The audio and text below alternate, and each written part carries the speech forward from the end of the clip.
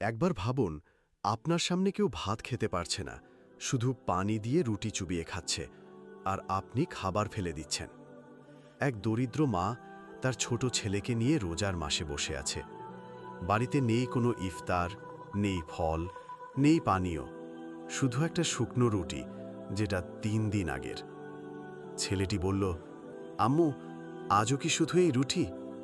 মা চোখের পানি লুকিয়ে বলল, হ্যাঁ বাবা, কিন্তু আজ আমরা আল্লাহর জন্য ধৈর্য ধরব। রোজা ভাঙার সময় এলো। তারা দুজন মাটিতে বসে রুটি ভেঙে পানি দিয়ে চুবিয়ে খাচ্ছে। ছেলেটার চোখে জল, কিন্তু ঠোঁটে হাসি। সে বলল, আমু, এই রুটির স্বাদ যেন কেন এত ভালো? মা কাঁদতে কাঁদতে জবাব দিল, কারণ এতে আছে তোমার ধৈর্য আর আমার ভালোবাসা। রাতে মা সেজদায় পড়ে বলল, হে আল্লাহ, তুই দেখিস আমার ছেলেটা কখনো অভিযোগ করেনি।